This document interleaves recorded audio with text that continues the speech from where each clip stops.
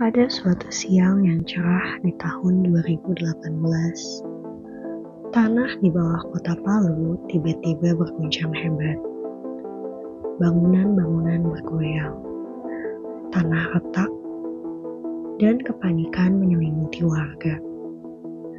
Gempa bumi berkekuatan 7,4 skala Richter telah mengguncang kota ini. Namun, bencana belum berakhir. Gempa bumi ini memicu terjadinya longsor bawah laut yang sangat besar. Longsoran ini kemudian memicu gelombang raksasa yang kita kenal sebagai tsunami. Gelombang besar ini menerjang pantai Palu dengan kekuatan dahsyat, menyapu bersih segala yang ada di hadapannya. Lalu, apa sebenarnya gempa bumi itu? Gempa bumi adalah getaran atau guncangan yang terjadi di permukaan bumi akibat pelepasan energi secara tiba-tiba dari dalam kerak bumi. Gempa biasanya terjadi karena pergerakan lempeng tektonik atau aktivitas vulkanik. Gempa dapat menyebabkan kerusakan besar seperti jalan, bangunan, dan bisa juga menyebabkan tsunami. Sementara itu, tsunami adalah gelombang besar yang terjadi di laut akibat gangguan besar seperti gempa bumi di bawah laut. Tsunami seringkali menyebabkan kerusakan besar pada lingkungan, infrastruktur, dan lebih parahnya lagi, bisa menenggelamkan bangunan dan manusia. Gempa bumi dapat disebabkan karena pergerakan lempeng tektonik di batas-batas lempeng, aktivitas vulkanik karena pergerakan magma di bawah permukaan bumi, runtuhan tanah di bawah tanah, atau karena tanah yang tidak stabil. Adapun tsunami disebabkan karena gempa bumi bawah laut dengan magnitudo lebih dari 7 atau pergeseran vertikal kerak bumi yang mengangkat atau menurunkan air laut secara tiba-tiba. Letusan gunung berapi karena ledakan yang mendorong air laut, longsoran bawah laut, atau erosi karena memindahkan sejumlah besar air laut.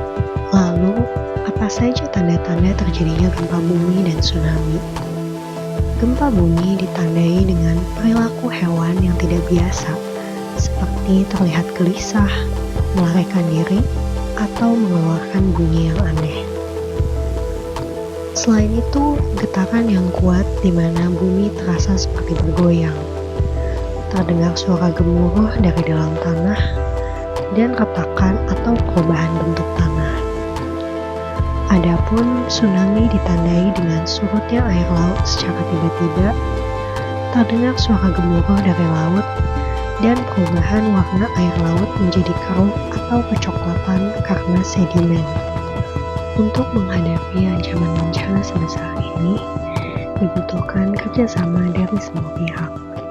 Ada 3 peran utama yang sangat penting dalam mitigasi bencana, yaitu masyarakat, pemerintah, dan media.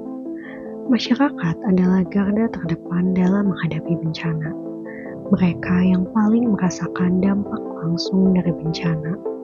Oleh karena itu, masyarakat memiliki peran yang sangat krusial, seperti mempelajari dan memahami risiko bencana, membuat rencana evakuasi keluarga, berpartisipasi dalam pelatihan, dan menyebarkan informasi. Pemerintah memiliki peran yang sangat strategis dalam mitigasi bencana, yaitu membuat kebijakan dan regulasi, mengelola anggaran, dan memfasilitasi koordinasi.